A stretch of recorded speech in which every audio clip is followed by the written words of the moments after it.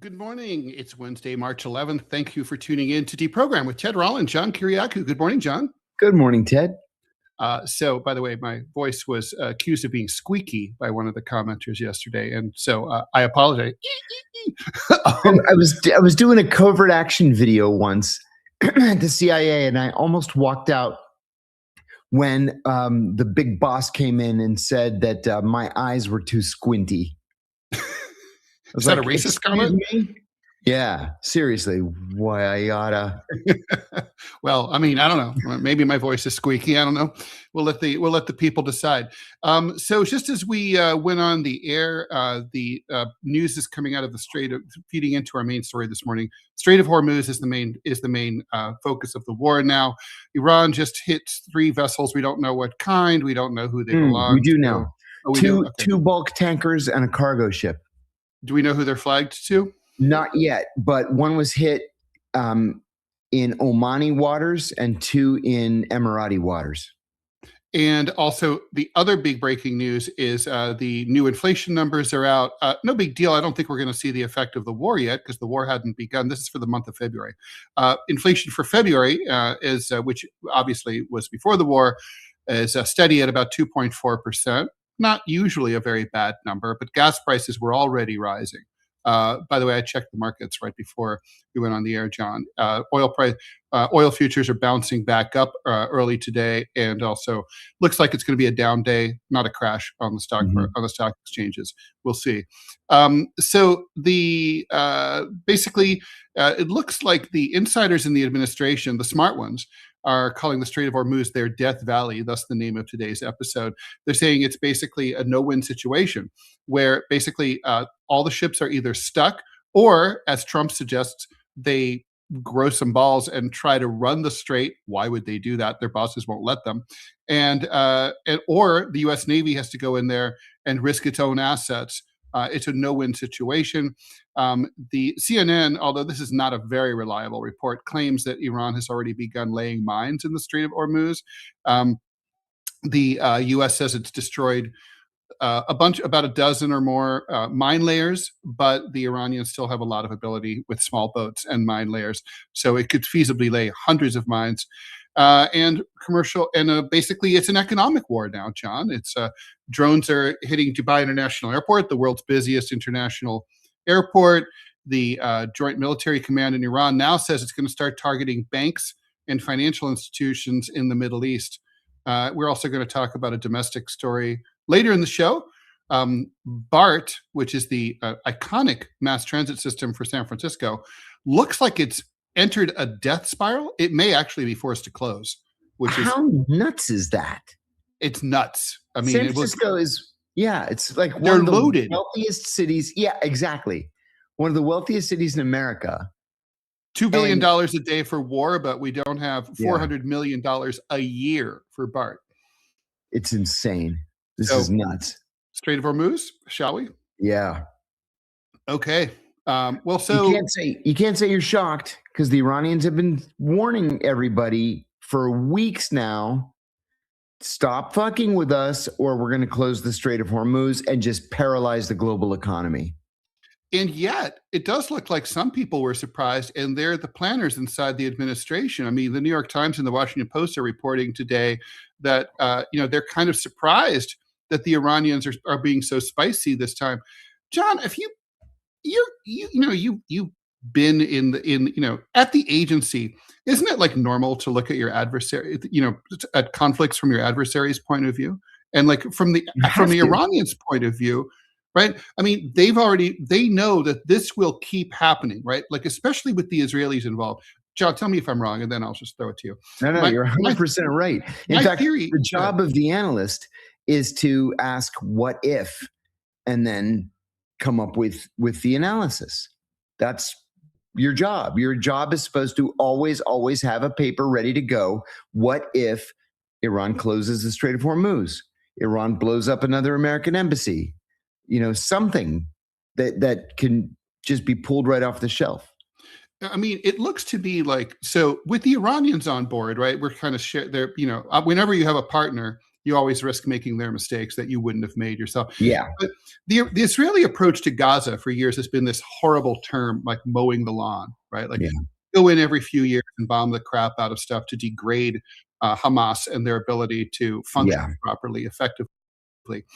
I think that's kind of what they had in mind for Iran, and they did that, already twice. With the assassination of Soleimani, and then last year with the 12-day war. And I think they were just thinking, we'll go in every now and then and do this. But the Iranians are like, we can't have that. We can't live that way. We're not going to allow that. Killed our supreme leader. Domestically, our politics won't tolerate it. This is existential for them. That's obvious to me. Why wouldn't it be obvious? Clear. Crystal clear, Ted. I don't get it either.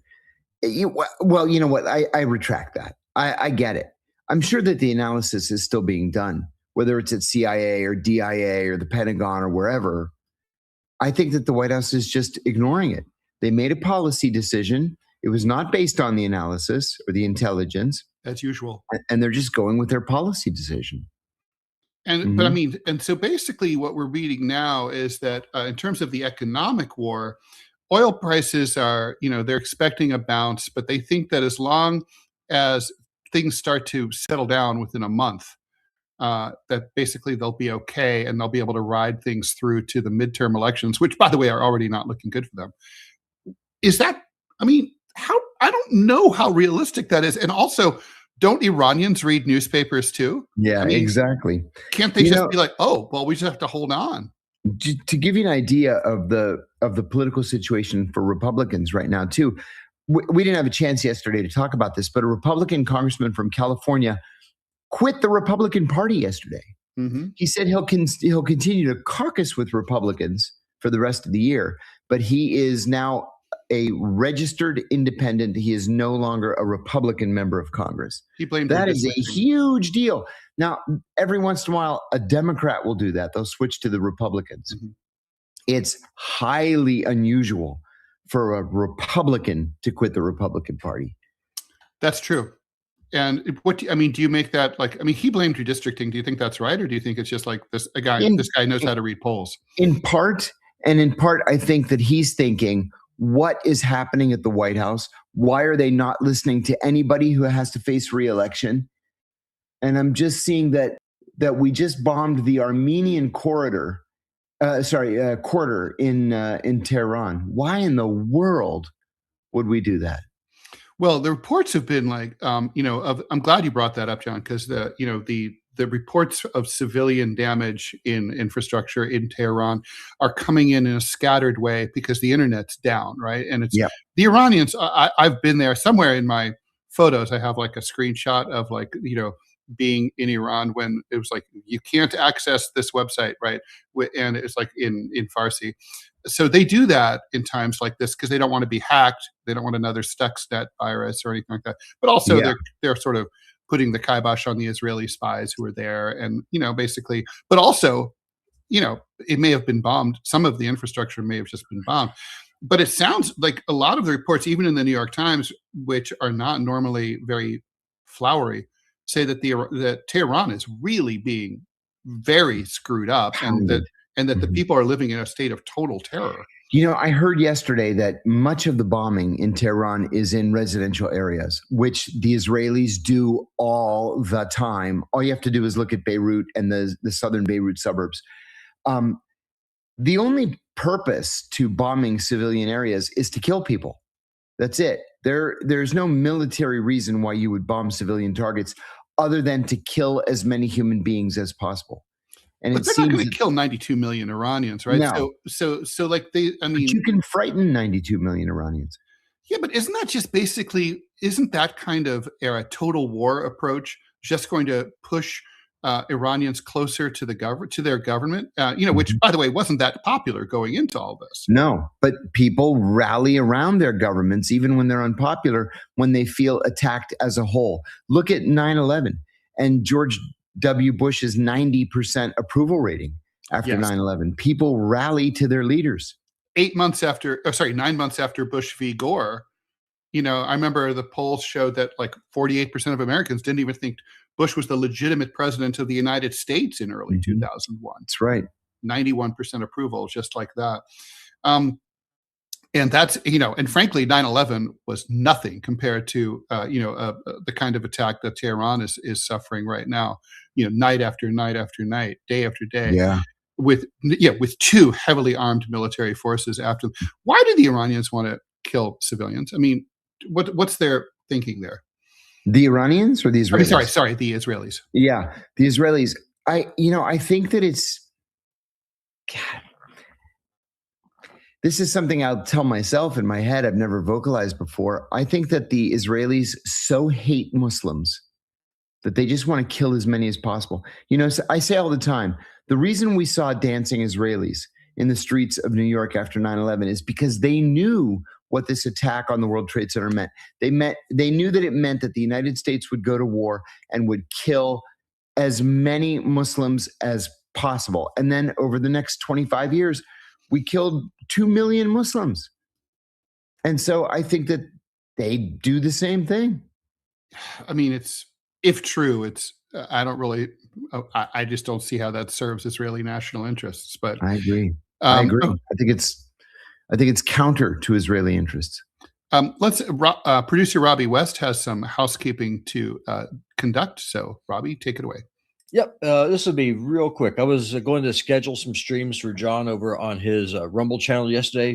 Things happened. I was not able to do it. I will instead be doubling up today. So you're going to get triple amounts of John Kiriakou if you're following him on his official Rumble channel. Also, the great Ted Rall sitting quite appropriately to my far left will be getting more animated cartoons up on his X account today. So if you enjoy that stuff, keep an eye out. And that's all I got. Goodbye. Thank you, Robbie, for the awesome animations. Robbie, do we have an ad?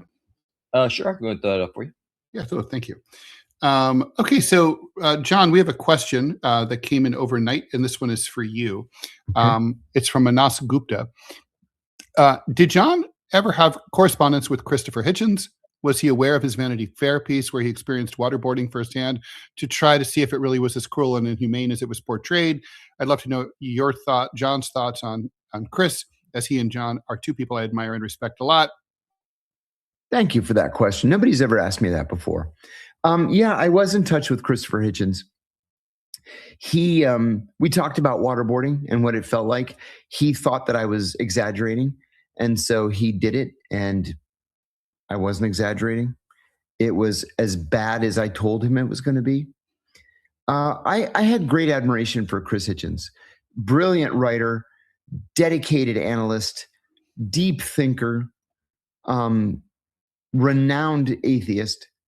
And I think that his premature death was bad for journalism. Yeah. I saw the video. It's probably kicking around on YouTube or something. I heard that he was PTSD'd. He never really got over the fake waterboarding. Crazy.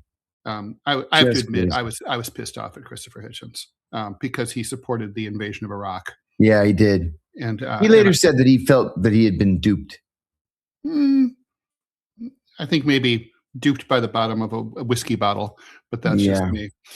He also made sure that everybody knew that, if moments before his death, he suddenly decided that God was real and, he wanted to be baptized or something, that it was just the chemical dump in his brain talking and he didn't really mean it.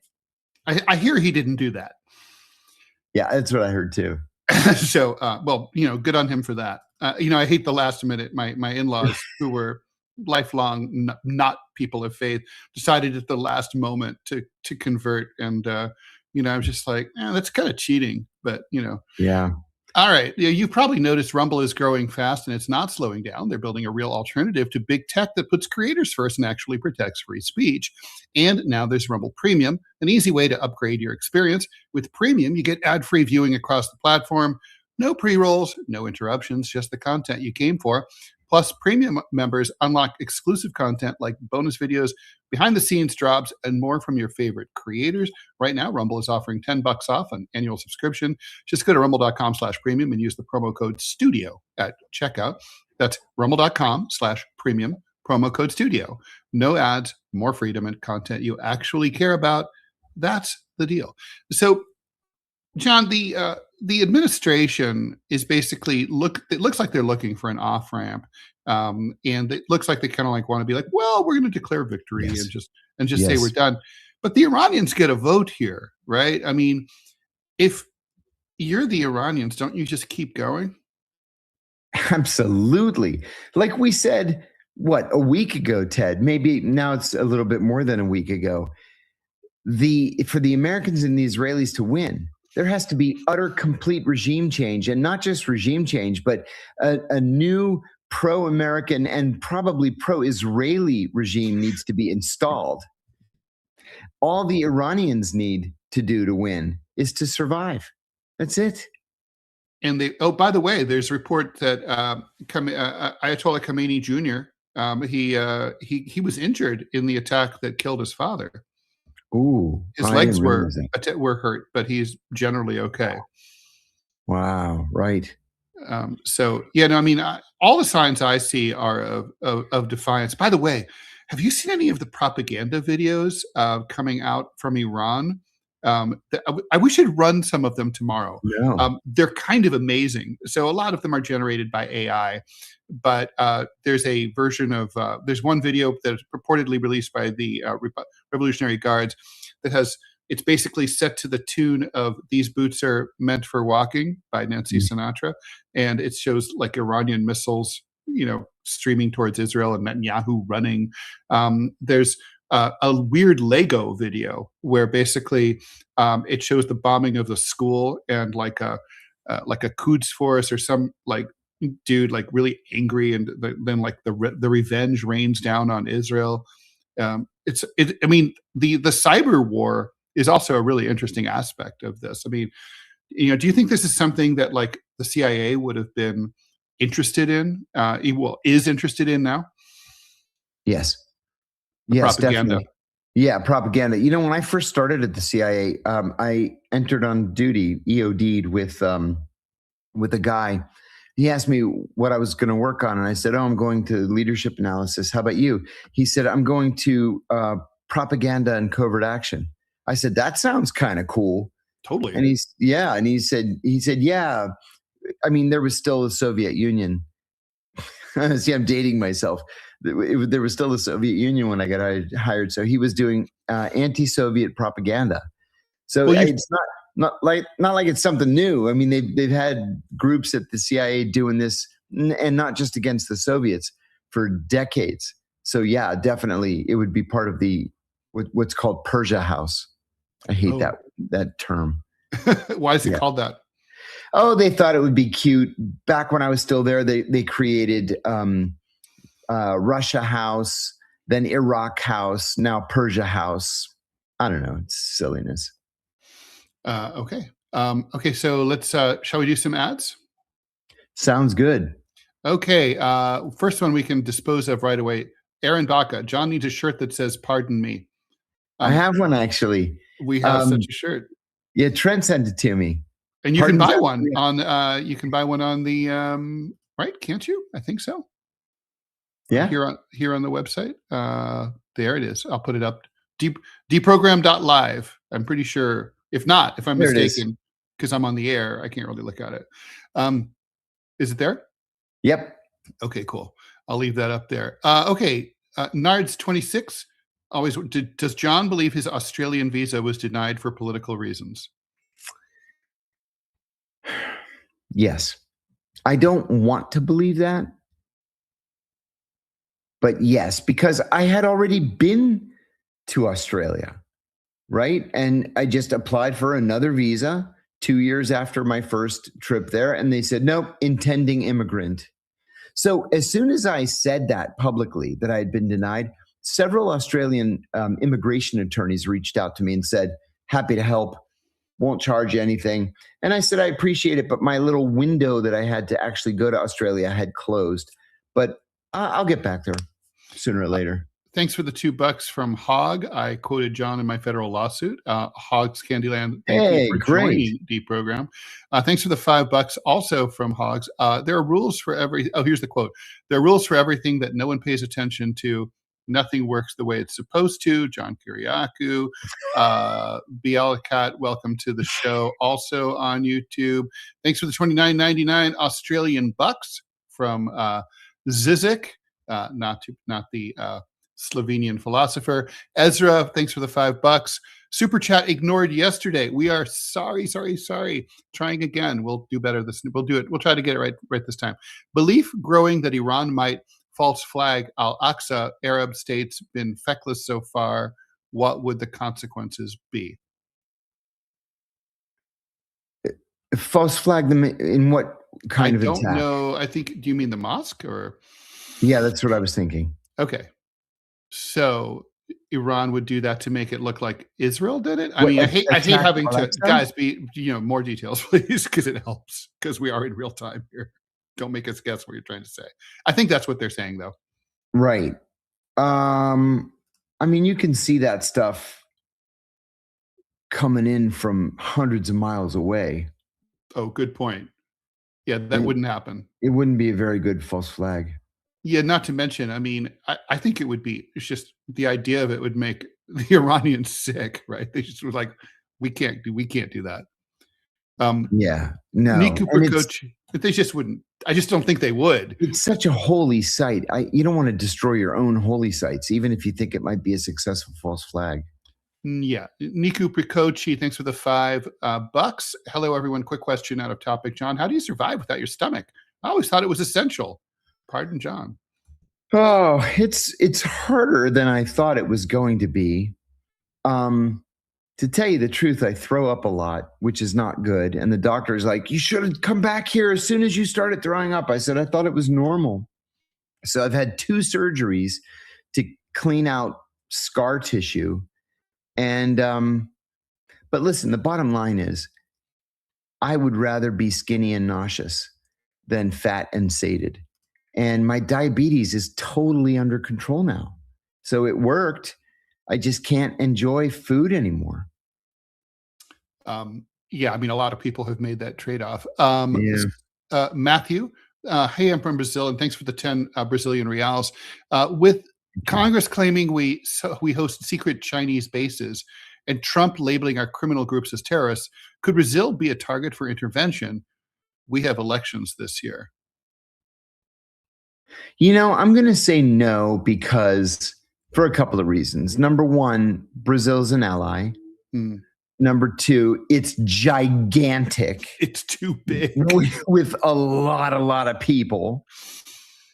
And, we can't fight in it's good the same weather. Size as the continental United States. It is. And we can't fight on, in good weather on flat land, let alone in the Amazon. Yeah, with 40 foot anacondas and shit. Yeah, and anacondas and panthers and yes, piranhas. Yeah, we're not going to do it. No, it's impossible. Yeah. Super Telfa, 1999. Thank you so much. John, given your knowledge on Saddam, could you share any info about the Talfa tribe in Iraq? I'm a Jordanian American Telfa, and I want to learn about where my tribe comes from or point me in the right direction. Wow, that's cool. Well, the Talfa tribe was extremely important in Saddam Hussein's time. His father was Kherallah Talfa. They were based specifically in the village of Al-Auja in Tikrit, northern Iraq, not north central Iraq. Fierce fighters, proud, large tribe.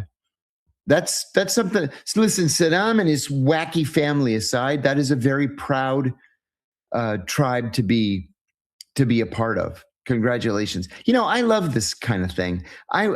Nobody knew these tribes like I did. And one time I gave a briefing to the Deputy Secretary of Commerce. He wanted this briefing on tribes. And I went out there with a map of Iran, Iraq. Well, actually it was just like Iraq and the Arabian Peninsula. And I was there for hours just talking about tribes. And before I could even get back to the building, the deputy secretary called the deputy director of the CIA for intelligence to say that I had given him the most detailed briefing he had ever had in his life. And he said, now that's an expert. I love that stuff because I love studying my own family, So congratulations on being a member of the Tulfa tribe. That's wonderful. Maria Weigand, thanks for the $3. That's just the three. Thank you for the $3. Soden, thanks for another generous 1999 contribution. Thank you so much. Good much. morning, gents. The fraud is in Minnesota was terrible, and Fox News played it over and over. But another podcaster found fraud in Lakewood, New Jersey, with the Hasidic Jews doing the same thing, and it's been crickets on the other side. Oh, I'm shocked. I say.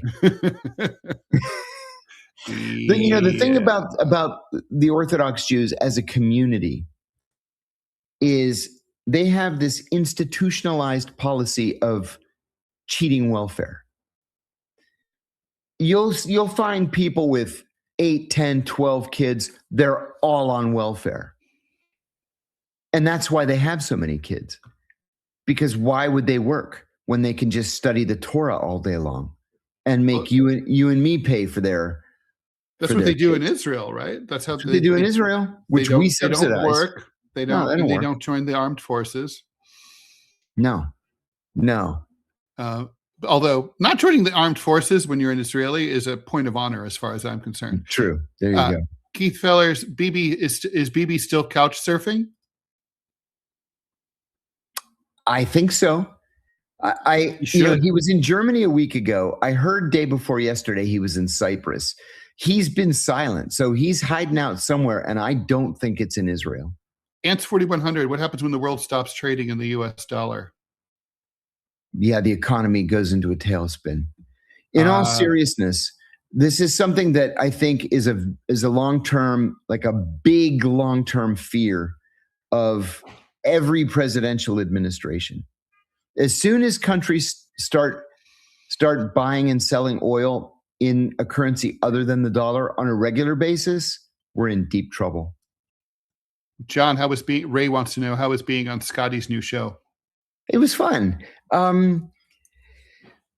It was short. It wasn't just Scotty Nell Hughes. It was her daughter, and it was Ben Swan's son. They're both journalism students, and it was kind of a cute premise. It was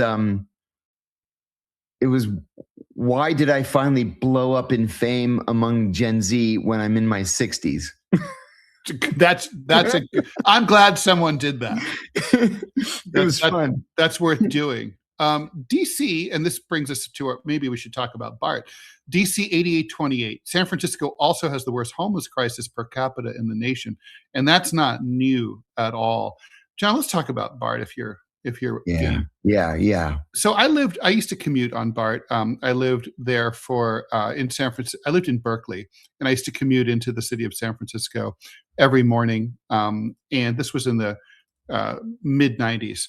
And BART is an iconic mass transit system that they started in 1972. At the time, there was basically mass transit was a disaster in the United States, and nobody was building new systems at all. BART was, along with the DC Metro, was like the two big systems that were like, we're going to get serious about mass transit. We're going to do it again, right? The energy crisis really drove it. And anyway, it spread throughout. And it's so now basically it's kind of like, for people who aren't familiar with San Francisco, I kind of want to explain. So in the city, you have the Muni system, right? Which is basically streetcars. That's right. And that go underground sometimes and that are out on the street at other times, not to be confused with the classic sort of tourist streetcars. And then there's a bus trolley system. That's sort of, and then BART is more like regional transit. So in New York, that would be something like the Long Island Railroad, the Metro North. It's more like the system they have, MARTA in Atlanta, where it goes out into the suburbs, or DC Metro goes out into the suburbs. Anyway, the point is, it is a kind of a sketchy system. I mean, it's like there's not a lot of security. It feels like, people smoke crack on the trains and stuff. It's also very expensive. Like if you wanted to take a BART from SFO to, like, say, the northern San Francisco Bay Area, it could easily be $14-15 one way. And so, as opposed to like here in New York That's City, insane, where it's a flat fare, which is an effort to, basically make the system equitable for people who are poor and live out in the sticks. You can take the train from the Bronx to Far Rockaway, Queens for, a flat subway fare, which is like, I don't know, $3 these days. Yeah, I think it's $3. Yep. So anyway, I take it, but I don't know how much it is because I'm paying with my phone, right?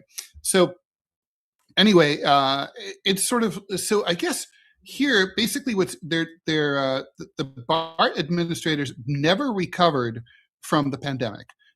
They basically, ridership is less than 50% of what it was in 2020. It's never coming back because of work at home, especially in, a city where big tech is. So basically they're going to start, they have a $400 million a year annual loss. They're asking for a new sales tax to be approved by the Bay Area residents, but it doesn't look likely to pass because the San Franciscans seem to not really believe the supervisors of BART. So they're thinking of cutting back the trains, charging more for the fare, more for parking, no more trains after 9 p.m. instead of 12 midnight, laying off a quarter of all BART workers, closing 15 stations, all of which, of course, will reduce ridership even more. That's a doom loop, right? Yeah, it is. It's a doom loop. It's sort of like what we've seen in newspapering, right? You charge more and more for less and less, and people leave faster and faster. It's literally possible that by the end of 2027, you might be looking at the shutdown of a major mass transit system due that billions of dollars, by the way, a lot of federal dollars were invested into. What does this say about the state of the nation? We were talking yesterday, Ted, about defense spending. And here it is. This is exactly the problem with spending $1 trillion a year on defense. When the mass transit systems of the greatest country in the world are circling the drain. Why is it so difficult to get from one side of Los Angeles to the other? Why does it take hours and hours to go from one side of Los Angeles to the other? It shouldn't. And there's it really shouldn't. Tiny subway system. It goes about that far. It's full of homeless people sleeping on it. Yep. It's gross. You can see the potential because insofar as it goes, if you ever find it convenient, I have taken it and it's like, wow, this is really fast. If this went all over, this would be great, Yeah. But it doesn't. And at least they're building there. So, what's going to happen here? Do you think it would wake Americans up if like BART were to shut down, or just people who don't live in San Francisco or work in San Francisco just wouldn't care? I think that nobody outside of San Francisco would care because Republicans for so long have used San Francisco as a punching bag. That remember, there's even an app that the Republicans put out where it had a map of San Francisco and it would show you where human feces were on the street. Yeah. Do you remember that? I do remember that. Look, they weren't wrong. I was last time the cartoonist convention was in San Fran, which is only a few years ago. I was on the Muni, and some guy pulled his pants down and took a shit on the bus, on a moving bus. I'm a New Yorker, okay? I don't gross out easy. It's like, and people were just like, whoa, whatever. Nobody got off. People barely even moved out of the way to the other side of the car. It's like, this place is degenerate. No, I think people won't care, but it is shameful. And I don't know. To me, San Francisco also has a structural problem in its governance, which is that so much of the tax base is now down the peninsula. In Mountain View, these big companies like Google and they're not sharing the wealth. Right. So Palo Alto and Menlo Park and those municipalities get the money. I mean, it'd probably be wise if there was some kind of tax sharing thing, because basically it's very strange. I mean, in the old days, when you and I were kids, people lived in the suburbs and commuted downtown to work. Yes. Here in San Francisco, the kids, the millennials, they live in San Francisco because it's fun and cool, and Palo Alto is boring. And then they commute out to Palo Alto or whatever. Then they go back in. It's totally opposite, but that means they're paying their, the companies they work at are down the peninsula. Yes, it's right. It's backwards. It's very weird. And and then later urban planning called for like nodes to be built. So you build an office building in the middle of nowhere, but then you build housing and shopping around it. And new urbanism. Yeah, exactly. Yeah. That is, I mean, I've seen it work in some places. I like San Francisco a lot. I really do. And I could live there if it didn't have the problem of homelessness and people shitting everywhere and, stuff like that. It's an amazing city. It is. I really blame the people, though. They don't stand up for themselves. They don't. Two quick stories. One time I'm walking down the street and I see someone throw their litter down on the ground, just 5 feet away from a trash can. And I'm like, hey, dude, the trash can's right there. Before he can tell me to piss off, this other guy who's not even involved shoves me and goes, hey, man, he has his reasons. And I'm like, fuck off. And that's that's sort of like the San Francisco way. Like if someone's fucking around in traffic, like the light turns green, they don't go, and you give them a little beep. Other people will get mad at you for honking. There's no self-policing in the city of San Francisco. It's all the culture is everybody leave, everybody alone, everybody's cool. And then, and I was talking one time on a stuck BART. I was like, does this happen all the time? The guy said, yeah, every day. I go, you guys don't raise hell? You guys don't go down to the transit authority and scream at them? No, what can you do? I'm like, go down to the transit authority and scream at them. New Yorkers do. I remember moving to New York in 2003, and our first night there, my wife and I went for a walk, and just at the end of the walk, she stepped in a pile of shit, and she said, oh no, I stepped in dog shit. And I said, you hope. True. Benjamin Griffin 7. Okay. I am having such a hard time keeping track of all this. Okay. Okay, here we go. ZZ, thank you very much for the $29.99 Australian dollars. Much appreciated. Okay.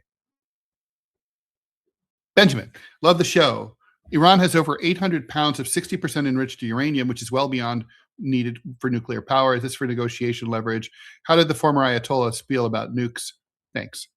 Well, there was a formal fatwa that Ayatollah Khamenei had issued, 20-something years ago, forbidding Iran from developing a nuclear weapon. And that's never reported in American media. Never reported. Ever. 2 national intelligence estimates concluding that the Iranians did not have a nuclear weapons program and were not seeking nuclear weapons. Nor long-range intercontinental ballistic missiles. The missiles that the Iranians have are barely able to reach the easternmost Greek islands. Mm-hmm. That's it. That's as far as they go. Mikhail, what aspect do you guys think plays a more important role in shaping personality? Race, ethnicity, or religious affiliation? Such an interesting question. I'd have to go with religious affiliation for personality. I think probably, yeah. Because I mean, all of them in a way, but yeah, I think I would have to agree with you. Religious affiliation. Nate Moulton has a question for you, John. Are you still planning to speak at the University of Pittsburgh this week? Pretty sure you said it would be today, but it looks like you're at home. Tomorrow, I'm gonna do it by Zoom because listen, I'm happy to do a speech for $500 for a friend, right? But I signed last week with a creative artist agency, CAA, And they said, from now on, you speak for 25,000 plus business class expenses. Good for them. Everybody else, the answer is no. I said, yeah, but a buddy of mine at Pitt, they said, okay, do it for your buddy, but it's 25,000 now. It's not 500. And so they've already booked me a bunch of speeches at 25,000. Wow. So I told my friend, listen, I'm not going to block off an entire day and drive all the way to Pittsburgh for $500. So I'm going to do it on Zoom. Okay. Fair. T.S. Wolf, thanks for the $1. Saw yesterday that Hezbollah has sent the Radwan fighters into southern Lebanon. Yeah. John, would you mind telling people about the Radwan fighters? Because I know at least I had no idea how lethal they are. The Radwan fighters were created in 2006, and they are, of course, a part of Hezbollah's military wing, but they are specifically trained to cross the border and infiltrate Israeli settlements in northern Israel to kill people.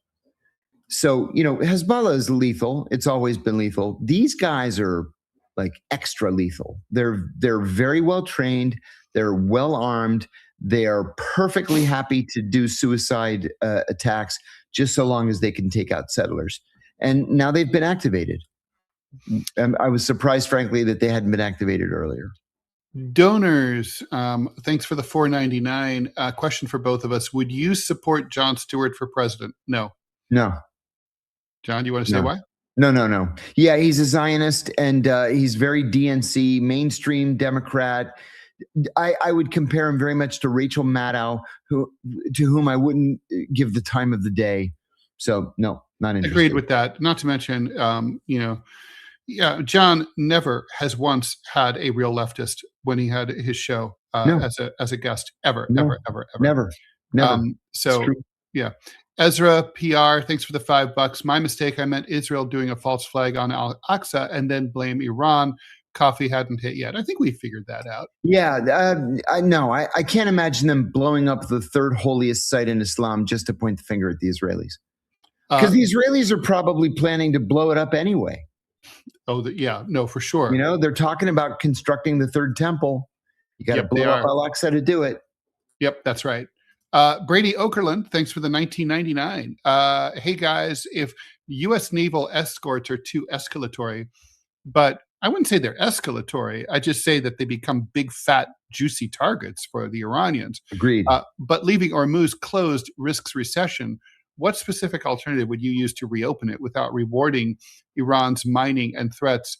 Good luck with the pardon. I don't think there's anything on God's green earth the U.S. can do about it. I mean, it's their neighborhood. They can button it up tight. Like a I don't know, something. There's nothing we can do. No, what Reagan did was he sent minesweepers and escort ships. And so it was kind of a face off, and then it passed. But Ted, you're right. If they want to shut it down, there's practically nothing that we can do. Yeah, and people might say, well, what's the difference, right? Well, the difference was in Reagan's time, Iran wasn't looking for a war with the United States, but we're already at war. This is the second time in a year. The Iranians think that we're out to destroy them and turn them into a vassal state, which they have good reason to think, because that's what the president of the United States is telling them repeatedly every hour on social media. So, of course, it's a different scenario. I mean, the U.S. can try to. I mean, I don't even know how many vessels would even accept the escort, right? I mean, just think about the value, which can exceed $500 million worth of oil can be on an oil tanker, right? Yes. And so just think, one thing turns that into a bomb, one little drone. And I mean, if you own that oil, if you're that company, or if you're like Maersk with, some giant shipping container ship, you're not gonna risk that. Like, oh, well, don't worry, Donald Trump's got your back. Oh yeah, that makes me feel good. You're gonna sit tight until things are okay. Things are not okay. No, things are not okay. Agreed. John Templar wants to know, thanks for the $4.99. Is Iran's missile capability showing signs of failure or slowing down? I don't think it is yet, but that's probably coming. I'll tell you, so long as regional countries are living in fear of these missiles, they're serving their purpose. I'm in touch daily with a friend of mine in Cyprus. She's a kind of a prominent podcaster, and she gives me these daily updates.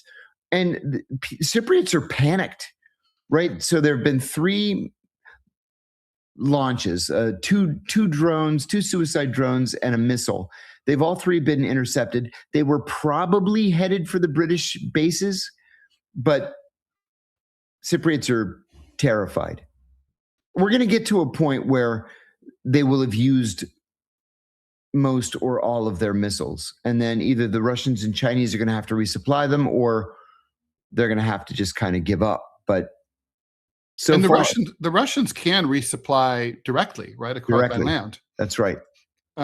So yeah, how would the Chinese do it though? The Chinese would have to go through Central Asia. How would they? Yeah, they'd probably have to go through Central Asia, and I'm not sure that they could get permission to do it. Well, the Turkmenistan has a official policy of neutrality, so I can't imagine them allowing weapons to transit across their country. The Uzbeks are corrupt enough that they might let it go. You'd only have to go China to Kazakhstan to Uzbekistan to Iran. You'd only have to get it through.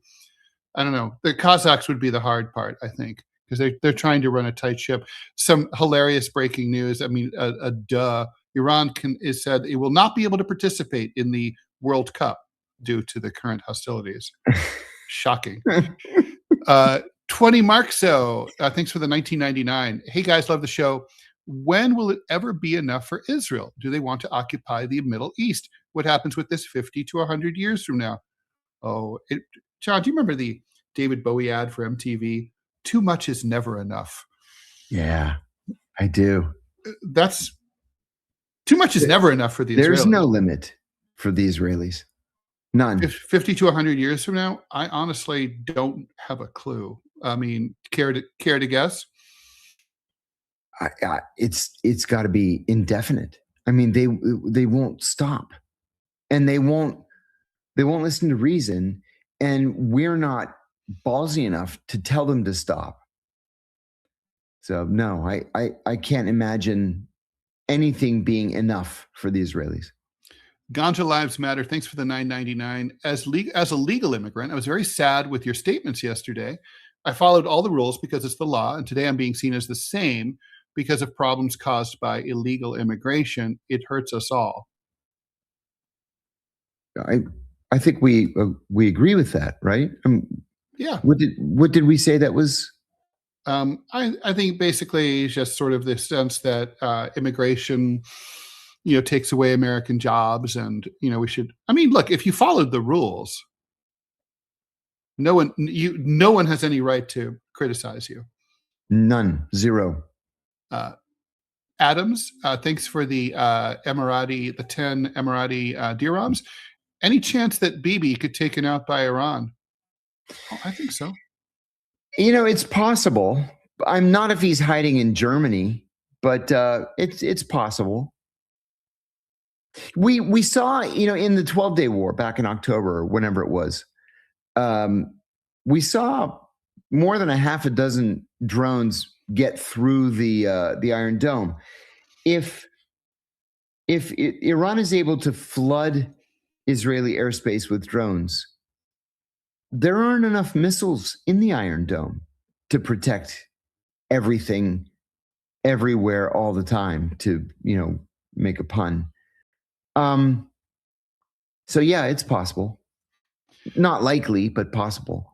Shehanar Series C 999. John, in your Q&A, you said that your partner is Persian. Love that. What's it like dating a Persian at this time? And what are your 3 favorite Persian dishes? Don't tell anybody, but I don't really like Persian food. In all seriousness, she cries a lot. And it's because her life every day is reports of death and destruction. and she tries to talk to her friends and her family in Iran and around the world, and their stories are stories of death and destruction every day. She usually goes to Iran once or twice a year. She can't do that. People are stuck there. People she cares about are stuck there, and there's always a risk of the Israelis bombing an apartment building, which they're doing in her neighborhood. Her condo that she owns and where her cousin lives has not been hit, but the neighborhood has been hit. And there's no good that's going to come out of this at all. None. Just death. I mean, let me push back on that a little bit. I mean, if Iran were to really bloody the Israelis and or the Americans' noses to the point where we fucked off for a while and left them alone, wouldn't that be a good outcome? That would be a good outcome. And it would allow the Iranians to reassess and reevaluate their own policy. Listen, if you are an Iranian leader and you survive this, you would be a fool to not initiate a nuclear weapons program. You would have to make a nuclear bomb to protect yourself from the next time the Americans and the Israelis decide to bomb you and invade you. At Scorp, John, I was wondering thanks for the $9.99. I was wondering if you'd seen the video of George Galloway talking about how Israel looks like Gaza now and how the media is lying about the death count of Americans. Hoping you get that pardon. Look, the death count of the Americans is something that clearly the administration is not being straight with us about. The way that the reports are trickling out in very unknown, first we get numbers, we don't even know where these incidents happen. Suddenly the numbers spike from 6 to 7 to 140, not deaths, but injuries. I mean, we're clearly they're not playing it straight with us. They're not playing it straight with us. And I will say too that I was offended that when Donald Trump met the returning bodies of the servicemen who have died, he never took off his baseball cap.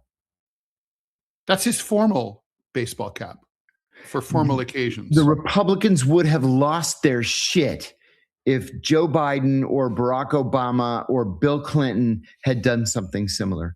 True. The Republicans lost their shit once because Barack Obama wore a brown suit. Did you see what Fox News did?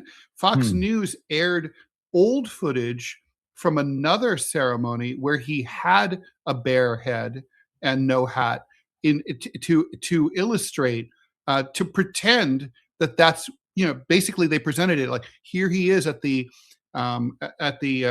dignified transfer, and it's like, and then they got caught out and they had to admit, but of course they admitted on Fox and Friends at 6 a.m. on a Saturday when nobody's watching. Pretty sad. Thanks very much for the 100 Saudi riyals. Thank you. Shia Muslims in Persia don't believe that Al-Aqsa is in Palestine. They think Al-Aqsa is located above in the sky. Yeah, they do. So a false flag operation is possible on both sides for the Israelis and the Iranians.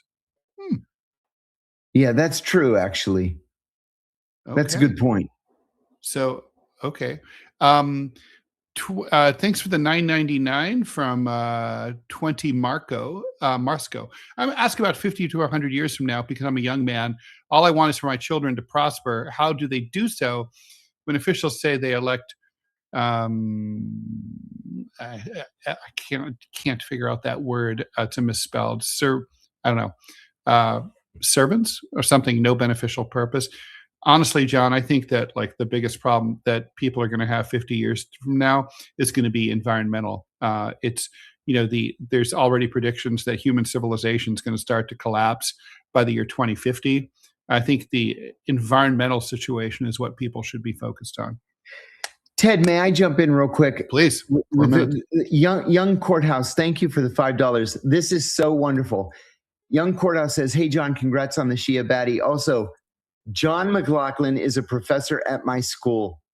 Anything cheeky I should say to him. John McLaughlin is the former deputy director of the CIA under George Tenet, and he was one of the godfathers of the torture program. Yeah. John McLaughlin is an accomplished magician. It's a hobby that he's had since his childhood, and he's just great at sleight of hand. Maybe you can ask him if he can do some kind of magic trick to make his co-creation of the torture program disappear. Funny. John, we have a few questions we really have to get to before we close out. Tangam, thanks for the 20. If Iran did take out Bibi, what do you think the Israel and the United States would do? Who is second command after him? Wow, that's a good question. Nobody that anyone knows of. There would be a dozen guys scrapping it out to take over, control of Likud. Maybe. But he's not a Likud member, and Likud is the largest part of the bloc. Wouldn't they have a snap election? I think they probably would have to. Yeah. Yeah. So, I mean, obviously, life goes on. It's not. I don't think it's just a Bibi thing at this point. It's an Israel thing. Also, thanks for the buck from Sir Bikes a Lot. If you want to interview any new urbanist or transit expert, I recommend Jarrett Walker, author of Human Transit, and Charles Mahran of Strong Towns. Thanks for that, Sir Bikes a Lot. Also, thanks for the $2. The best transit system that I've ever ridden is the VIA in San Antonio. Second best is UTA in Salt Lake. I like the UTA. If you're not driving your car, then you're not burning gasoline, and Chevron isn't making dollars off you. I mean, I'm trying best transit system in the country. I'm going to have to say it's New York City, because it's the only city in the country that you can truly live a high quality life and not own a car. Not own a car. I would agree with that. Washington's pretty clean, modern, and sophisticated. It doesn't go everywhere. But it goes to Dulles Airport now, which, saves me $75 every time I need to do it. Yeah, Dulles Airport is like a good hour drive. Seriously, west of DC. Yeah. I mean, I can't believe how far it was the first time I flew in there. Crazy. Yeah, it's just nuts. So let's see. I guess we do have a little time for a few more. Let's see. Is Russia, Martina, now Russia's taking advantage of the war and expanding to the Balkans? I haven't heard that. I hadn't heard that either. From an intelligence perspective, John, I don't know if we have time for this. We have 30 seconds. How would the CIA and the Pentagon react if the UK gave US forces 24 hours to leave its bases? If Germany did the same, would Washington see it as a crisis in NATO? It would never happen. But if it were to happen, it would be the end of NATO. Sure. Someone's taking issue with my idea that John never had real leftists on his show is bullshit. Really? Name one. Email me, rawl.com/contact. Okay. Thanks everyone for joining us. You've been watching DeProgram with Ted Rall and John Kiriakou. We'll be back tomorrow, Thursday, March 12th at 9 a.m. Eastern time. Thanks. Please like, follow, and share the show. John, see you tomorrow. And see you tomorrow, Ted. Everybody else, please stick around for the TMI show with myself and Manila Chin, except Robbie Manila is out today. Robbie will be filling in. See y'all.